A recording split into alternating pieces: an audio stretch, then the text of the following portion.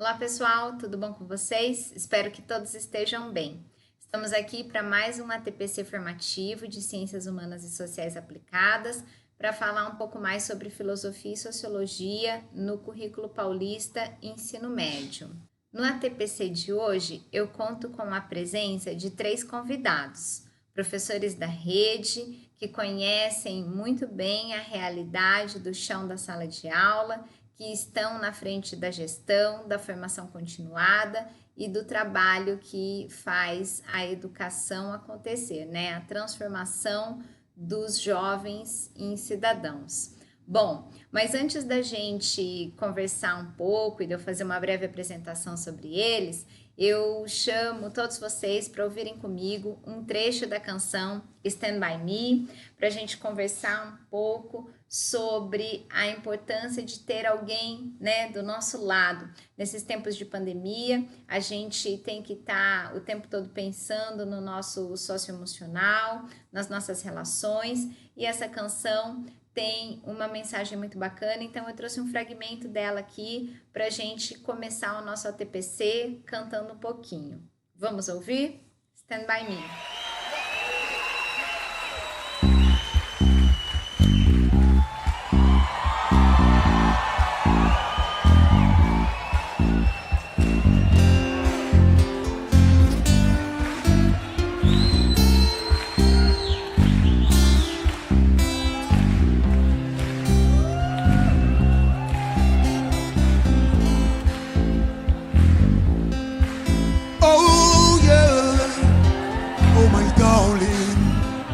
Stand by me, no matter who you are,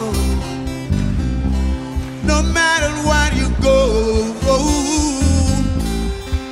you're gonna need somebody to stand by you, no matter how much money you got, all the friends you got. Still gonna need somebody to stand by you, Grandpa. When the night has come and the land dark and that moon is the only light we see. No, I won't be afraid. No, I won't shed no tears, just as long you people come and stand by me. Oh, whenever you're in trouble, come and stand by me. Oh, stand by me. Oh, stand by me. Stand by me. Stand by me.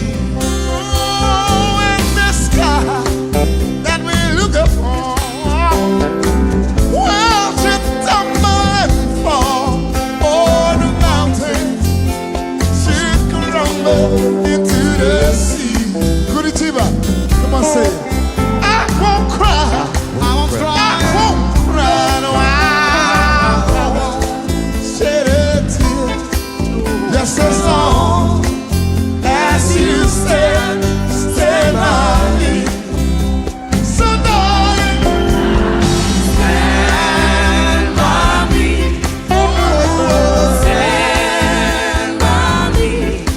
Stand by me, stand by me, baby, stand by me, stand by me, so darling, darling, stand by me, oh, stand by me, come on, stand by me, stand by me, come on, baby, stand by me, stand by me.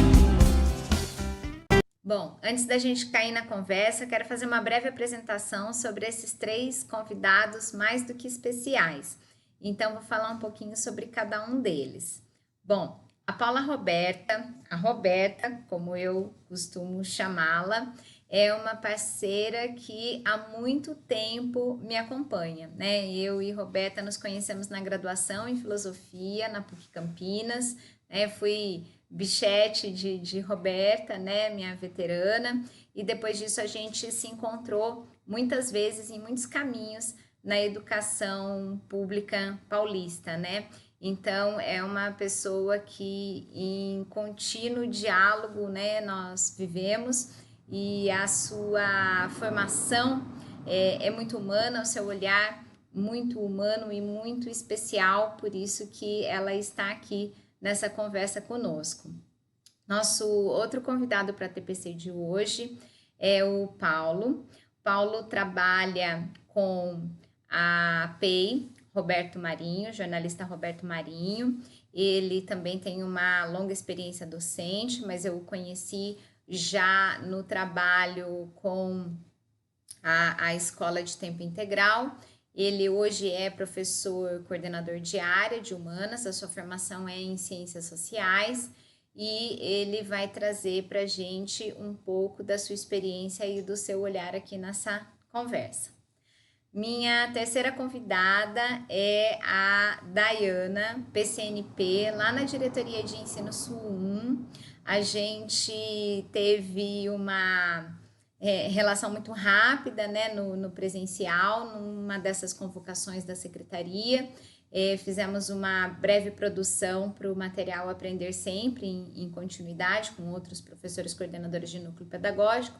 Recentemente, ela me convidou para uma live para falar de currículo paulista, lá na Diretoria de Ensino Sul 1, e eu prontamente a convidei para participar de uma conversa, então, aqui na Diretoria de Ensino Campinas Oeste, e a Dayana aqui estará conosco. A Dayana é PCNP de Ciências Humanas e sua formação é em História. Então, vamos para a conversa. Eu sou a Dayana, sou PCNP de Ciências Humanas da Diretoria de Ensino Sul 1, sou formada em História e atuo no Núcleo Pedagógico da Diretoria de Ensino desde fevereiro do ano de 2019.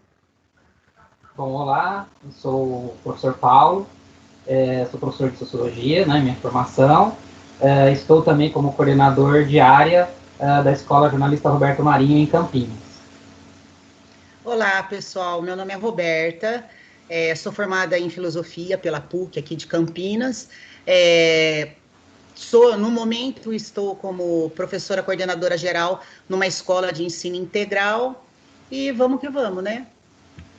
É isso aí. E eu sou a Érica Frau, né? Vocês já me conhecem, estou aqui em mais esse ATPC formativo, muito feliz com esses convidados. Eu agradeço imensamente, né, que vocês prontamente atenderam esse convite, né, nenhuma pressão, né, vamos gravar um ATPC porque eu quero conversar com vocês. Então, para mim é um presente estar aqui nesse momento formativo com pessoas tão queridas que compartilham do sonho de uma educação melhor, né? Então, vamos olhar aqui um pouco para algumas questões do currículo, vou compartilhar a tela. Bom, para a gente começar essa conversa, é importante a gente lembrar que o nosso currículo, ele está envolto dessas 10 competências gerais que são, né, premissas lá na BNCC e tiveram o desdobramento no nosso currículo paulista, desde lá do ensino fundamental nos anos iniciais, do primeiro aninho até a terceira série do ensino médio, a gente tem, então, as 10 competências gerais que precisam acontecer. Quando a gente olha para essas competências gerais, a gente percebe que existe uma intencionalidade de manter essa integralidade do currículo em todas as etapas da educação básica. E aí, como a gente está nesse ATPC formativo de ciências humanas, de filosofia e de sociologia, eu pergunto, né, para a gente conversar aqui, como que se dá o desdobramento dessas competências na área de ciências humanas e sociais aplicadas? Como é que as aulas de filosofia e sociologia podem trazer alguma contribuição para o desenvolvimento dessas competências? Bom, acredito que na sociologia, por exemplo, né, o desdobramento dessas competências, né, que nós temos, elas se dão nos próprios objetos do conhecimento, nas habilidades que nós temos, né, porque a partir do momento que a gente começa a trabalhar, né, em sala de aula com o aluno, a gente vai trabalhar essas habilidades socioemocionais, né, vai trabalhar o conhecimento, né, por exemplo, do aluno, em algo mais específico, né, dentro da sociologia, vai trabalhar, por exemplo, com o estranhamento, né, que o aluno tem, né, do mundo que ele vive, né, e a partir daí ele vai adquirindo, né, essas habilidades e ao mesmo tempo, né, vai se integrando, né, do todo, né, dessa educação que a gente busca, que é uma educação integral, né. E o que é muito bacana também, Érica, que eu percebo, né, na questão no desenvolvimento dessas 10 competências aí, elas estão ligadas, né, elas estão muito juntas, elas estão muito ligadas, então, você não precisa, vamos supor, preparar uma aula focando X, porque a coisa, ela acaba acontecendo, né, e às vezes que a gente fala, né, a questão do currículo oculto, até dentro da própria aula, né, acaba acontecendo situações aonde acabam entrando essas competências no diálogo, né, ainda mais a área de humanas, que a gente tem esse privilégio, né, de ter uma relação mais dialógica com o aluno, né, então isso para a gente acrescenta muito, é muito bacana e também acrescenta muito para o aluno, né, porque até então o que a gente tinha? A gente tinha algo fechado, algo engessado, né? Nós trabalhávamos com conteúdo, né? Não trabalhávamos com habilidade, né? Eu sou dessa época, e hoje a gente ainda percebe alguns professores, não, mas eu tenho que dar tal conteúdo, né? Preocupado com a questão do conteúdo, né? Então, eu penso assim, hoje, quando você para e coloca no colo, né, essas competências, você olha, você fala, e ela não tem uma primeira, uma segunda, né, ela, como dizem, ela é toda junta e misturada, e isso é muito bacana, né, acho que agrega muito para a gente, enriquece muito o nosso trabalho e, consequentemente, a aprendizagem dos alunos, né, eu penso que tornam as aulas, não por ser da área de humanas, mas qualquer área, mais humana, né, humaniza as aulas, né? E eu acho que o mecanismo, né, acredito que os mecanismos que a gente costuma usar nas aulas de humanas, que são tão caros para as aulas de humanas, eles privilegiam muito o desenvolvimento das competências socioemocionais, né? O mínimo debate que a gente desenvolve em sala, com a sala inteira, a gente já está preocupado com empatia, com respeito ao outro. E, como o Paulo falou, os nossos objetos de conhecimento se aproximam muito das competências socioemocionais, das 10 competências, né? Porque, por exemplo, quando a gente está preocupada com a construção de um estudante, de uma estudante que se reconheça enquanto cidadão de direito e que reconheça o direito do outro, a gente está preocupado com a construção dos direitos humanos, a gente está preocupado com cidadania digital, né? Que é uma preocupação tão grande. Então, acho que dentro da nossa área, os nossos objetos de conhecimento, as nossas habilidades, as próprias competências da área privilegiam muito o trabalho com as competências gerais. E os nossos mecanismos também, né, que a gente está tão acostumado a trabalhar. É isso mesmo. Eu costumo falar que a gente está em meio a muitos desafios, né, nesse processo de mudança, mas eu não enxergo o desenvolver dessas 10 competências gerais como um desafio. Eu enxergo como uma coisa que flui muito bem e a gente não precisa se esforçar em nenhum momento para enxergar a articulação da competência geral com as especificidades de cada área e com as especificidades de cada habilidade, porque elas são muito amplas e elas são muito humanas mesmo, né? Elas olham para a formação do ser. Então, eu acho que já é um bom caminho para a gente ir refletindo sobre essa implementação no ensino médio, né, gente? Vamos adiante, que tem um assunto aqui interessante para a gente discutir com o pessoal. Olha só, tem um cronograma de implementação que está lá no site do Currículo Paulista, da EFAP, e esse cronograma está falando para a gente que nós estamos aqui em 2020 e que a gente tem um processo gradual de implementação em 2021 para as primeiras séries, em 2022 para as segundas séries e em 2023 para as terceiras séries, né? E tudo isso com um olhar atento para a formação dos professores da rede, falando dessas mudanças curriculares no ensino médio, né? E aí, o que acontece?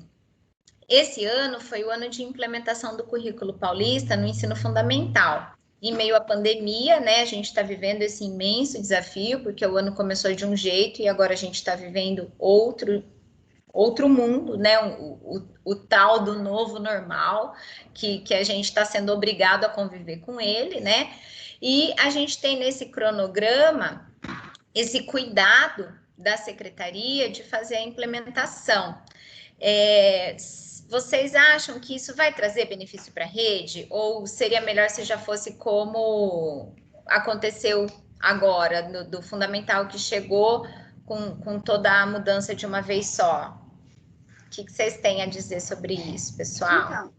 Então, eu assim, enxergo de uma maneira positiva, no sentido de que o estudante ele vai ter uma única trajetória, né, no ensino médio. Ele não vai ter que lidar com 2 currículos diferentes, né? O estudante vai aprender da mesma forma do começo ao fim, né?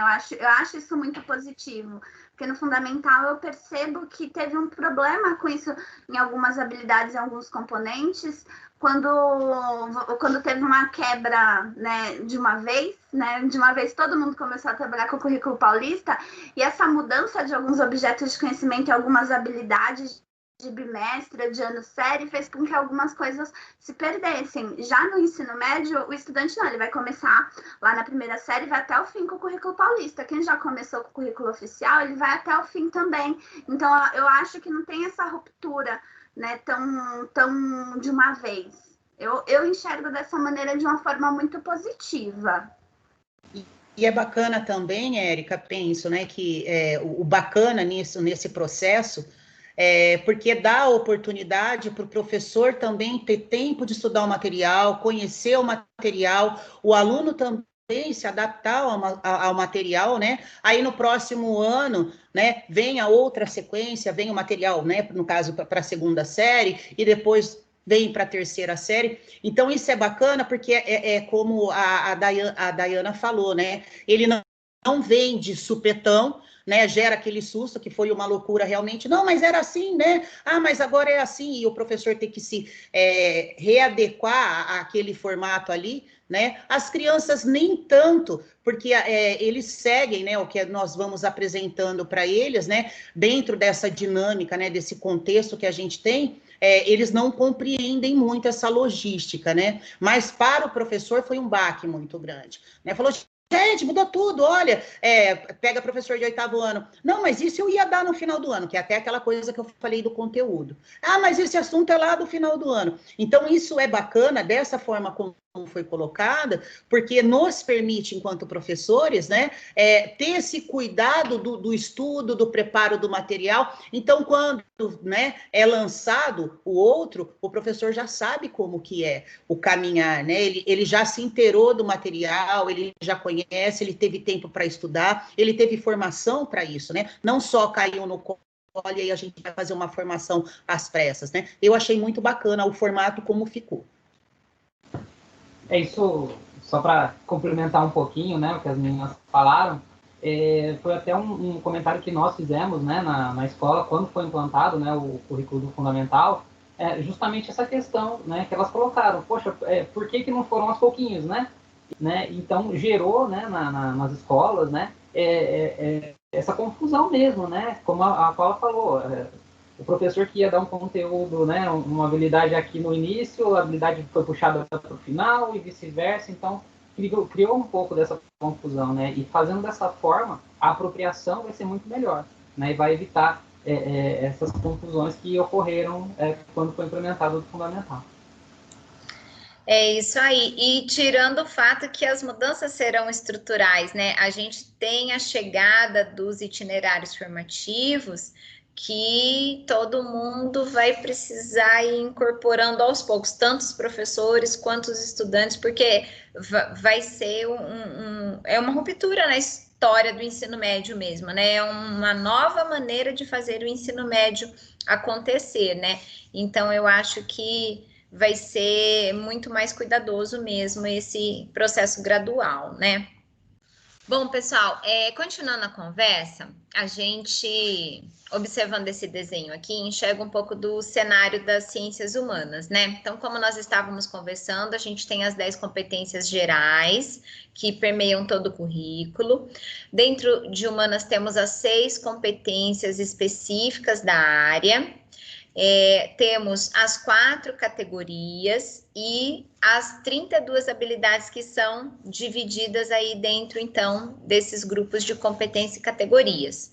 E como consta no organizador, no quadro que está lá no currículo, a gente tem para cada habilidade um objeto de conhecimento de cada componente curricular. Então, nós temos um total de 128 objetos de conhecimento que serão desenvolvidos ao longo do ensino médio. Quando a gente olha lá no quadro organizador para a divisão das habilidades, a gente enxerga a divisão, então, desses grupos de habilidade em cada uma das categorias. E quando a gente observa, lá no tempo e espaço, nós temos tudo que é do grupo de competência 1. No território e fronteira, nós temos tudo que é do grupo de competência 2. No indivíduo, natureza, sociedade, cultura e ética, o que aconteceu? As habilidades que tratavam, né, com mais conexão ao tema, né, indivíduo, natureza, sociedade, cultura e ética, elas foram deslocadas para esse campo. Então, algumas da competência 3, que são as habilidades 303 e 304, algumas da competência 5 e algumas da competência 6 ficaram nesse bloco. E a mesma coisa aconteceu lá em política e trabalho. As habilidades que tinham essa conexão maior com o tema, com o eixo, com a categoria política e trabalho, aí ficaram organizadas. Esse foi um cuidado dos redatores em fazer um fio condutor para o desenvolvimento dessas habilidades, porque quando a gente lê as habilidades, a gente vê o quão complexas elas são, né? Elas têm que dar conta de muitas coisas, por isso que os objetos de conhecimento são bem marcadinhos, para que cada componente dê conta do que a habilidade requer.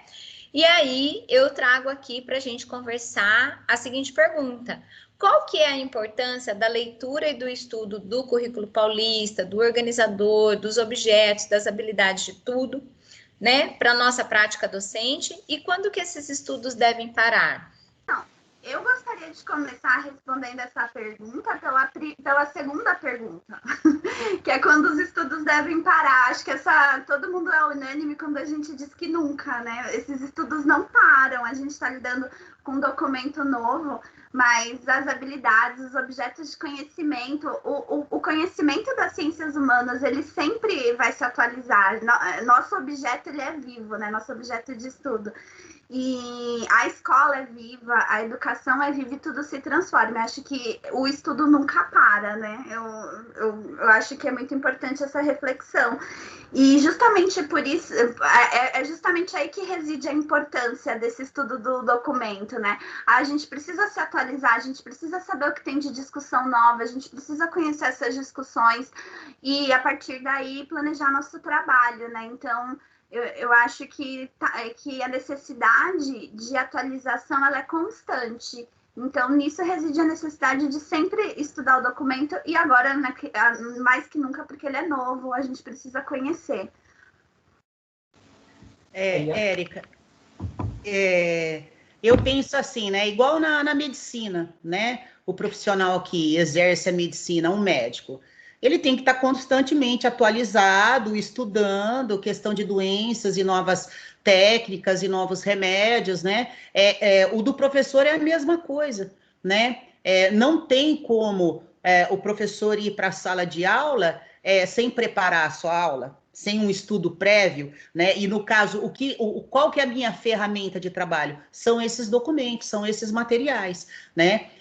E lembrando que eu trabalho dentro de um sistema, de uma organização, né? Que é a Secretaria da Educação, e ela tem, né, toda uma estrutura, uma organização, da qual eu, enquanto funcionária, né, me comprometi a cumprir. Então, eu preciso estar, né, padronizada, estudando esses materiais, estar com conhecimento desses materiais, porque são as minhas ferramentas de trabalho, né? É o que se pede para que eu trabalhe, né? É o que se pede para que eu aplique em sala de aula. Então, não tem como o professor deixar de ter conhecimento desse material, por quê? Porque é ele que vai dar subsídio para a gente em sala de aula, né? Então, de repente, tem eu, o Paulinho, a Dai aí, né?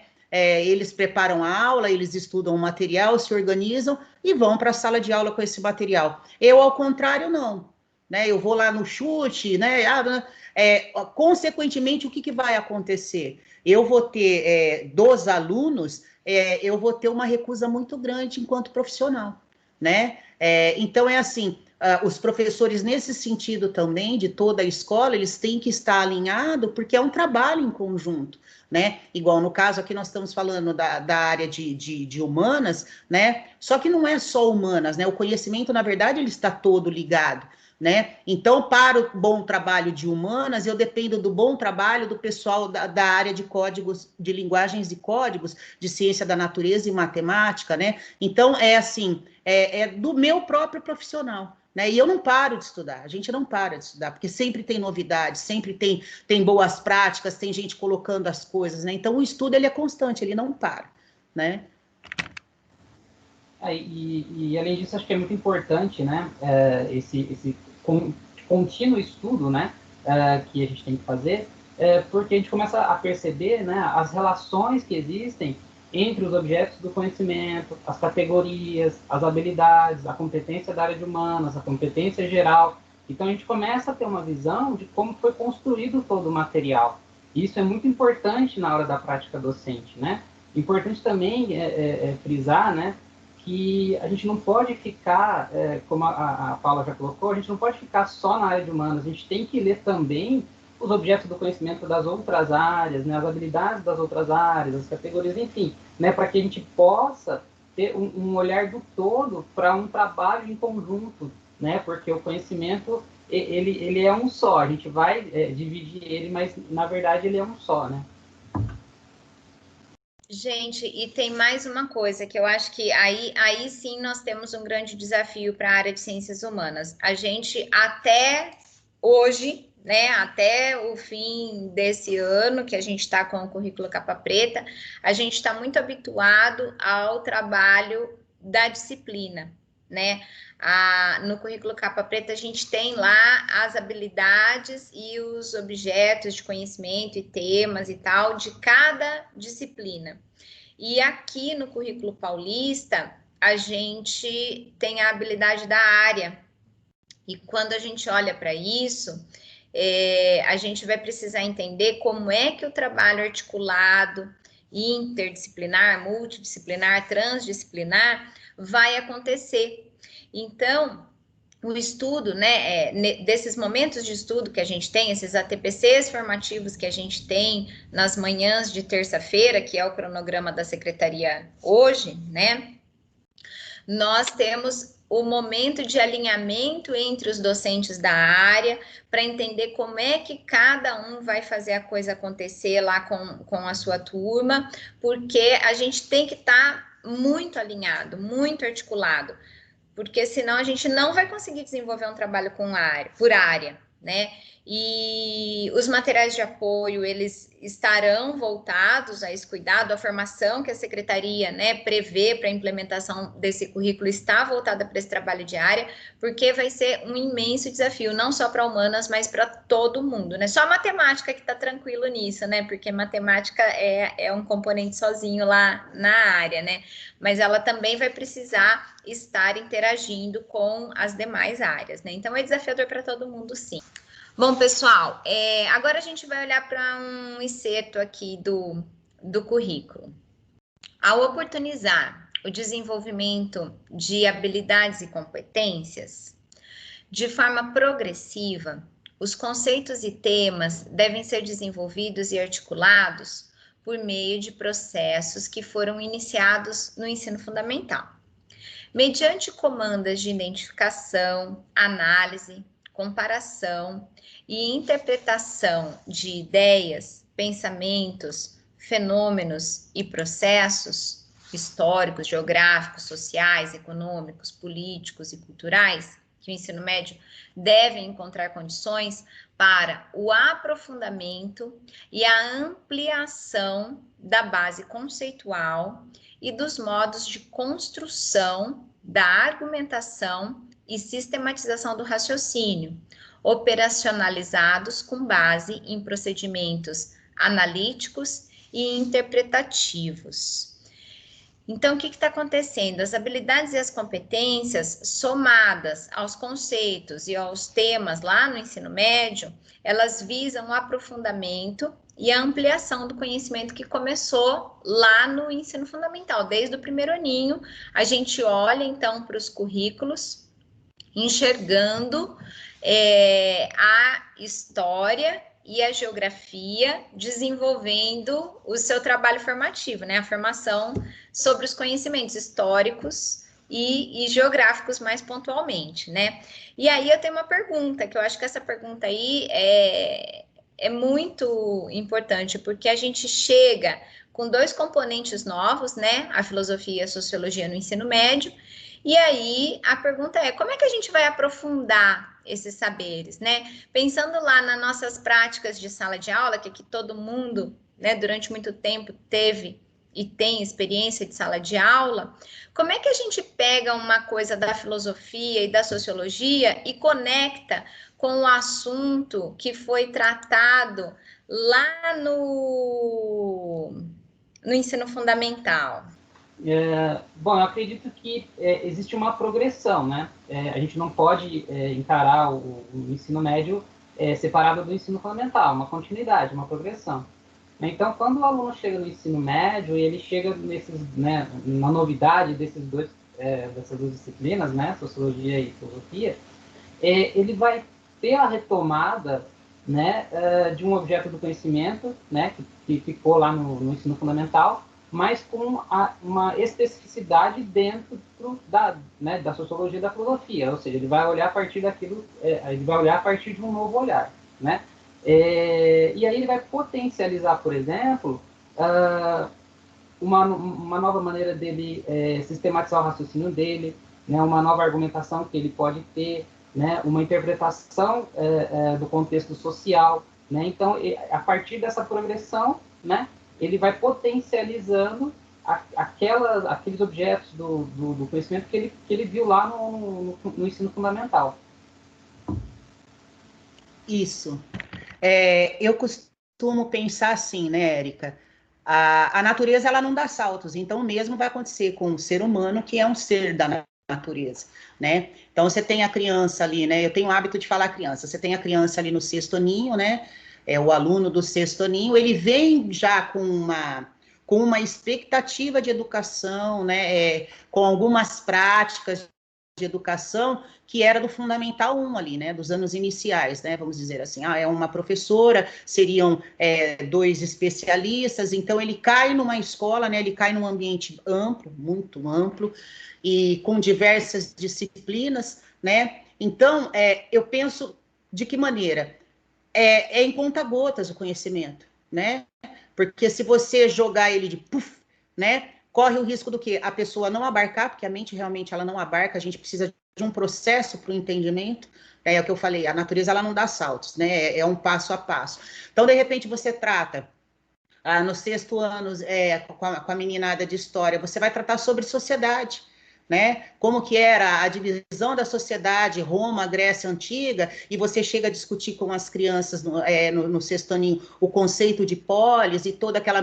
Só que você não entra dentro da questão do campo filosófico, porque a mente ainda não abarca, mas para eles entenderem como que tudo foi estruturado, por que está assim hoje, né? Que é o processo histórico. E aí, quando você chega no ensino médio, né? E é o que o Paulinho falou, né? Que é que estão ligados. Você chega no ensino médio, você começa a trabalhar na filosofia, os pensadores, né? E a filosofia ela é muito bacana porque assim, ela não é um conceito fechado, ela não é uma verdade absoluta, né?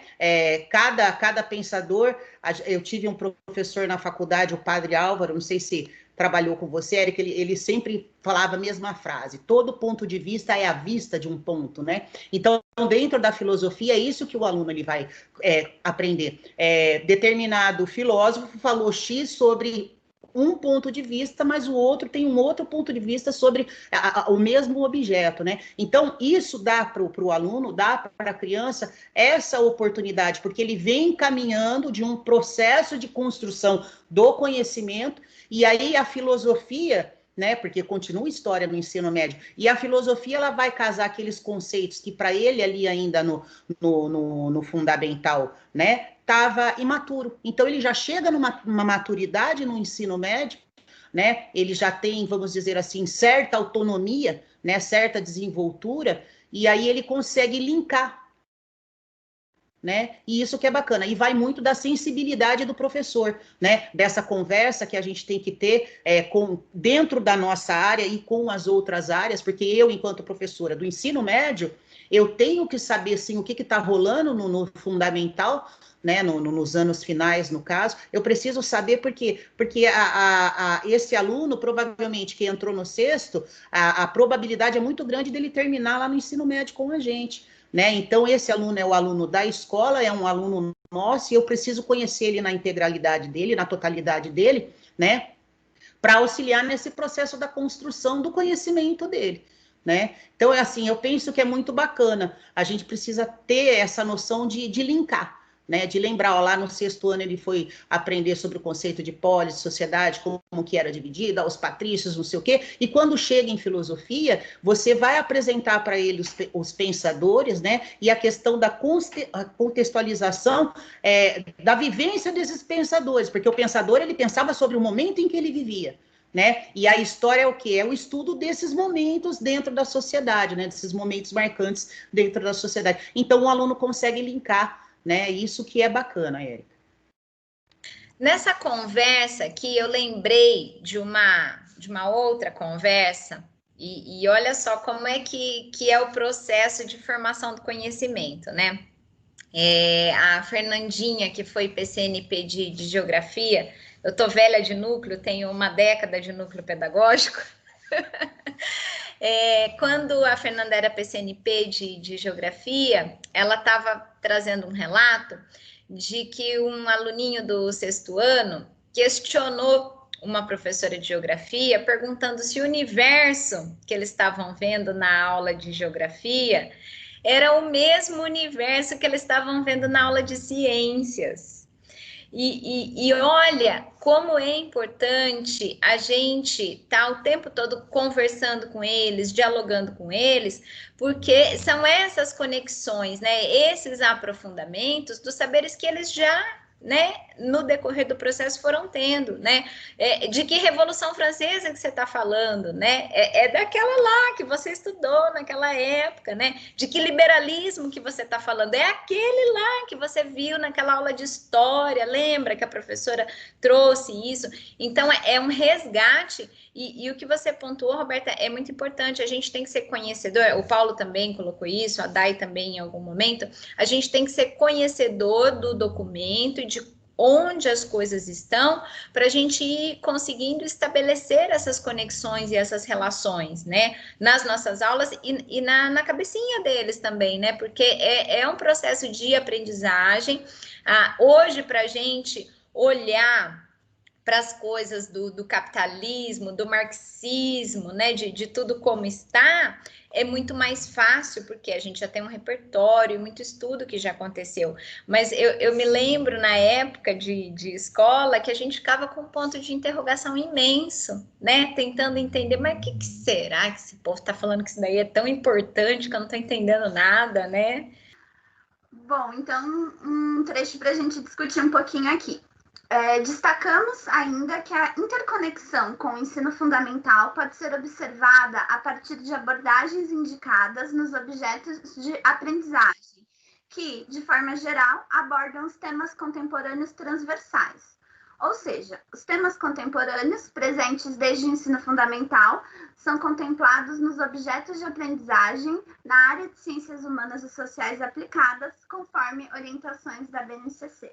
E aí, o que a gente fez, né? A gente trouxe um recorte, porque lá no material do ensino fundamental, a gente tem exatamente marcado quais são os temas transversais.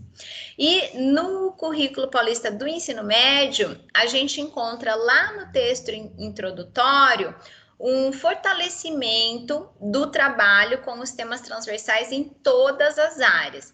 Então, aqui a gente traz, né, como um recorte, porque esse texto está lá no currículo do ensino fundamental, é bom deixar bem marcado, porque a gente está falando aqui de ensino médio e a gente traz um excerto lá do fundamental, mas é importante porque os assuntos eles se desdobram nas habilidades que estão no ensino médio.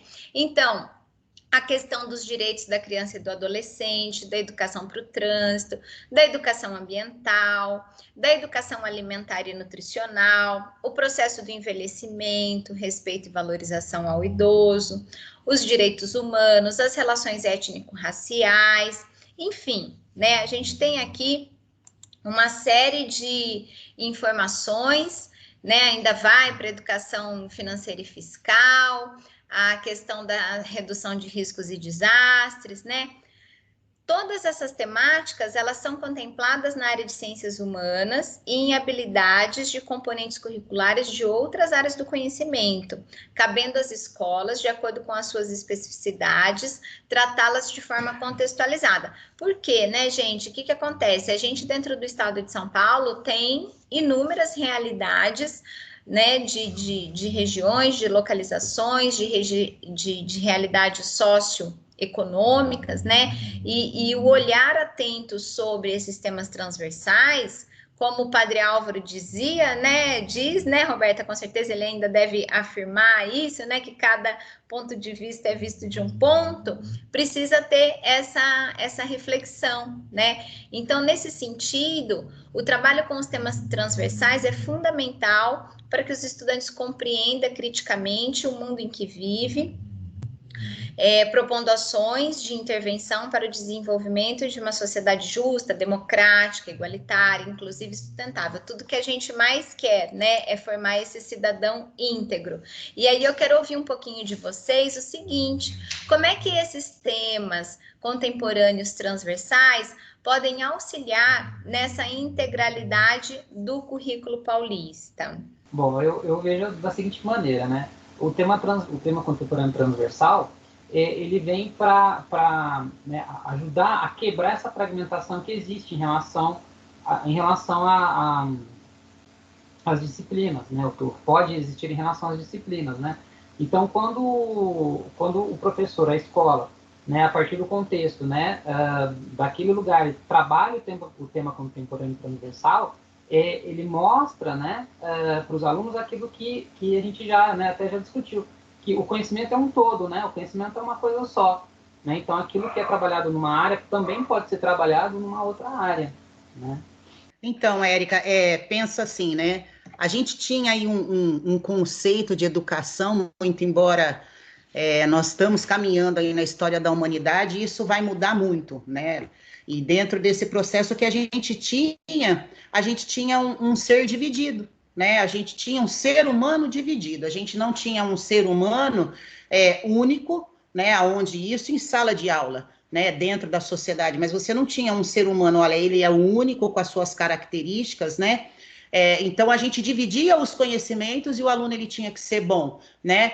Em língua portuguesa, bom em matemática, ele tinha que ser excelente, né? Nota 10, né? Na minha época era conceito A, B, C e D, né? Ele tinha que ter esses conceitos, ele tinha que ter excelência. Hoje a gente vê um olhar, né? E aí, no caso, os temas, ele vem auxiliar porque ele tem esse olhar para a pessoa humana, né, para a integração, o ser como um todo, né, então você consegue pegar essas ideias, esses conceitos e esses temas, né, trazer para a sala de aula, numa roda de conversa, num bate-papo, né, e você consegue sim trabalhar os temas transversais contemporâneos com a sua, no caso, disciplina de filosofia, disciplina de sociologia. Você consegue, né, linkar. E são aulas que não dá para dizer que não, são aulas contextualizadas. Porque quando você vai tratar, né, no caso de temas transversais, não tem como você sair fora da realidade da comunidade onde o aluno está inserido. Né? E mesmo que você vá tratar sobre um assunto, esse assunto é algo que está em pauta dentro da sociedade. Então, ele está contextualizado porque o aluno sabe do que você está falando, né? O contextualizar é isso, trazer de uma forma para que o aluno se sinta parte daquilo, né, do acontecimento, possa opinar, né, possa se mostrar enquanto ser dentro dessa sociedade, né? Então, eu penso assim, veio muito a acrescentar, sabe, Érica? Isso é muito importante, né?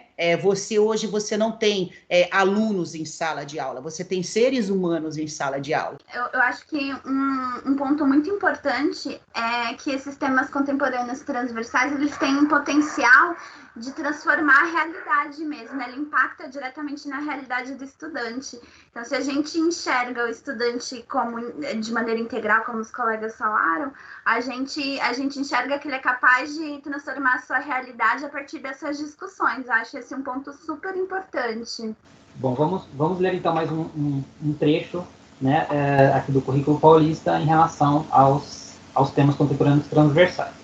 No contexto da área de ciências humanas e sociais aplicadas, alguns temas apresentam destaque nos objetos de conhecimento, como ciência e tecnologia, direitos da criança e do adolescente, diversidade cultural, educação ambiental, educação para a valorização do multiculturalismo das matrizes históricas e culturais brasileiras, educação em direitos humanos, educação para o consumo, processo de envelhecimento, respeito e valorização do idoso, trabalho e vida familiar e social. Destacamos ainda a relevância do trabalho da educação para a redução de riscos e desastres. Então, a partir dos objetos de conhecimento, eles foram construídos, né, por meio das competências, das habilidades e das intenções de formação da área de ciências humanas e sociais aplicadas. Esse excerto que o Paulo acabou de ler já é um recorte do currículo paulista do ensino médio, então a gente consegue enxergar as profundas conexões com os temas transversais que lá estão no ensino fundamental, né? A formação de sujeitos com composição intelectual capaz de responder aos anseios e oportunidades de efetivação de seu projeto de vida com autonomia e protagonismo, e que, ao mesmo tempo, sejam responsáveis, solidários e cientes da importância do debate público para o amadurecimento de ideias, bem como aptos a julgar e propor soluções para problemas sociais, políticos e ambientais. Tá lá no comecinho esse recorte aí. E aí a gente tem uma pergunta, Dai. Que pergunta é essa? Como os temas contemporâneos transversais podem contribuir na formação integral do cidadão? E como é que pode, minha gente? Como é que a gente forma um cidadão com tudo isso que prevê aqui, né? Essa autonomia, esse protagonismo, né? Toda essa solidariedade que a gente tanto deseja, né? Ver esse bem comum acontecendo. Vamos...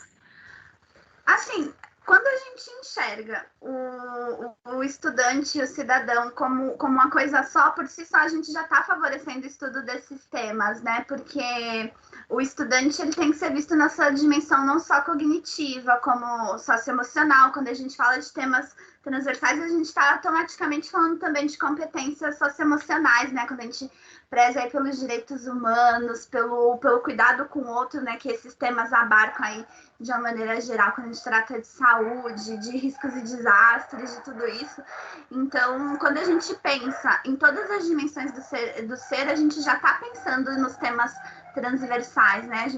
E o estudo desses temas, o trabalho desses temas vai favorecer todas as dimensões do nosso estudante e também, né, do cidadão que ele vem a ser, né? Então, o próprio estudo dos temas transversais vão contribuir para essa visão integral e a formação do nosso estudante enquanto cidadão. Érica, eu penso, né, que a questão, eu sempre falo, a questão do diálogo, né, da relação, da educação, dela se dá de forma dialógica, né?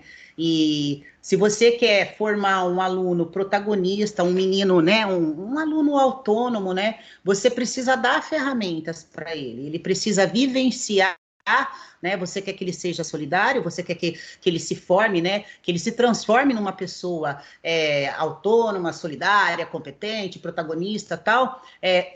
O professor, ele tem que ser o facilitador e aquele que vai dar as ferramentas para que o aluno possa vivenciar isso, né? Na prática. E como que você vivencia isso na prática, né? O professor, ele vai criar situações, né?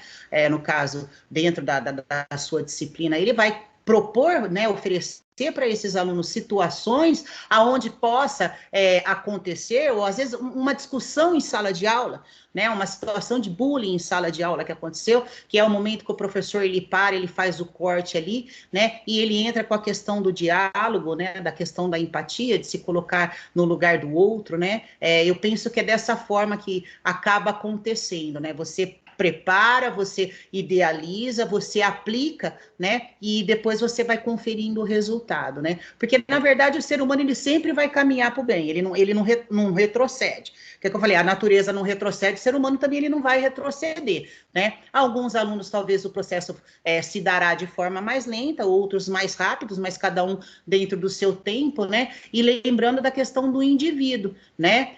Antes a gente tinha uma educação coletiva, hoje a gente tem uma educação que ela é voltada para o indivíduo, né? Ela tem um olhar voltado para cada especificidade, né, do aluno, para que o professor ele tenha essa visão, né, de que o João ele é diferente do Antônio, e o Antônio é diferente do José, né? Só que, no entanto, todos eles têm as suas potencialidades, né? É isso. Muito bom. E aí, né, a gente já está chegando na reta final dessa formação e por isso que eu gostaria de reiterar o seguinte, o estudo contínuo, né, essa formação contínua é muito importante.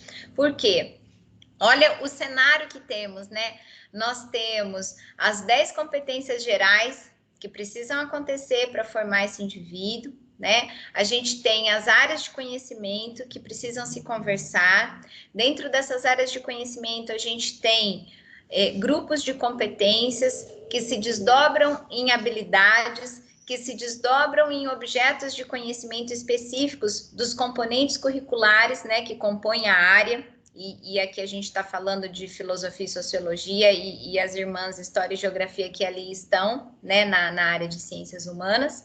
E em meio a tudo isso, a gente tem os temas transversais todos os acontecimentos, né, que vão estabelecendo todas essas conexões. Então, é um trabalho árduo de formar o cidadão, né? Não é tarefa fácil.